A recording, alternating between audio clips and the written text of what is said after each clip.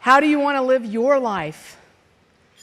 From an early age, I decided to live my life with purpose. It's part of my DNA. My father was an academic, scientist, and doctor who changed countless lives through his work. His lab looked like the United Nations. He was totally focused on advancing science and wanted to work with the best people. And a disproportionate number of those people were women scientists.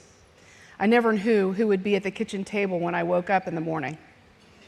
As an example, it was the middle of the Cold War, and one day my brother asked my dad if all Russians were evil.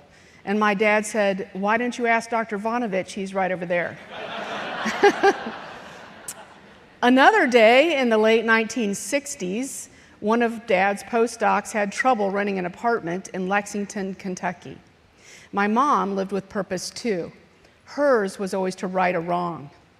She put on her best pearls and rented an apartment for him. And when the postdoc showed up, there was trouble because she had integrated that part of town. These examples and dozens of others left a lasting imprint on me and helped cultivate my desire to be purpose-driven in my life and career. My dad would tell me, accept people for who they are, listen carefully, find work you love, make an impact. My purpose became more finely defined when my daughter was born with a rare connective tissue disorder. As a mother, my focus was to help her. And as I researched her disorder, trying to help her grow up and succeed, it became clear that I was in a unique position to not only help her, as any parent would do, but that the lessons I was learning could also help apply to my business life. As she started to grow and thrive, I realized this experience was a gift, and I'd found a bigger purpose. Many of us, if we look carefully at our lives, will realize that sometimes the hardest challenges we face can also become opportunities to grow. After my daughter was finally diagnosed, I joined the board of the National Organization for Rare Disorders. I also refocused the company I had founded on the unique challenges and opportunities rare patients and orphan drugs face. My purpose was to make sure caregivers' voices were heard and included at the table.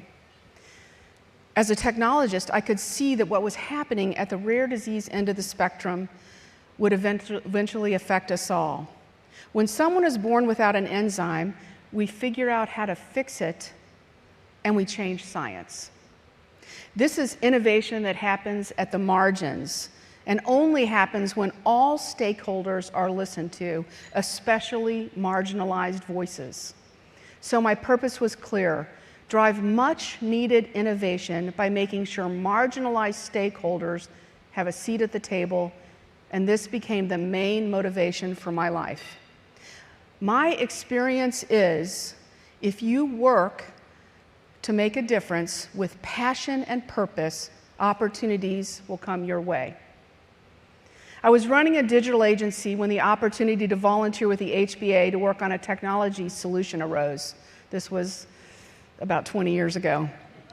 And this single opportunity was pivotal to my life and again allowed me to be purpose-driven. I went on to be president of the Chicago chapter, which led to a role on the global board of directors and then to chair. Along the way, I met incredible women, expanded my network, and redefined my future.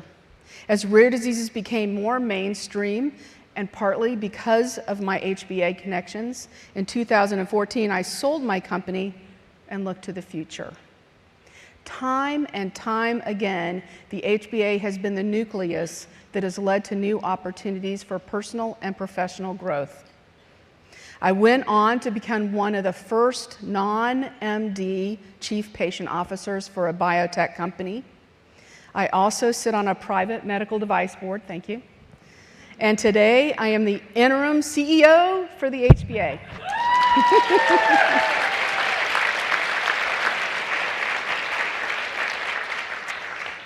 Throughout my career, I have found if you don't risk anything that matters, you can never make an impact.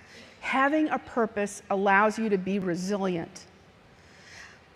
I've spoken about my daughter with the HBA community previously. first in 2009 as a caregiver, and then in 2015 when I was chair, where I asked, if we are all here together, shouldn't we use our collective power to make a difference? And she climbed the steps of the stage, something I was told she might never do as a child. She's the perfect metaphor for overcoming our collective challenges. And there are still many challenges we can collectively overcome. Challenges with roles we take on, challenges with burnout, challenges with being discounted, challenges with not enough seats at the table. Together, as an organization committed to be a united force for change, I am confident that we can succeed. I want to acknowledge that my journey has not been mine alone. I have a supportive family, including my fabulous husband, Paul. Access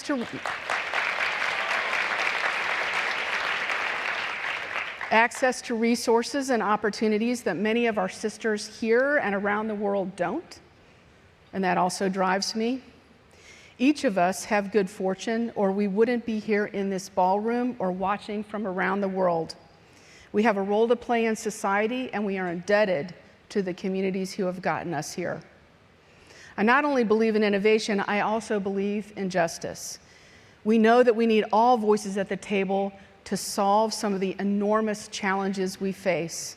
For me, being a volunteer for the HBA has been a way to help build a new table, one that has a place for everyone. So how do you want to live your life? I urge you to live a life with purpose. Accept people for who they are, listen carefully, find work you love, and make an impact. And I look forward to seeing you at the table.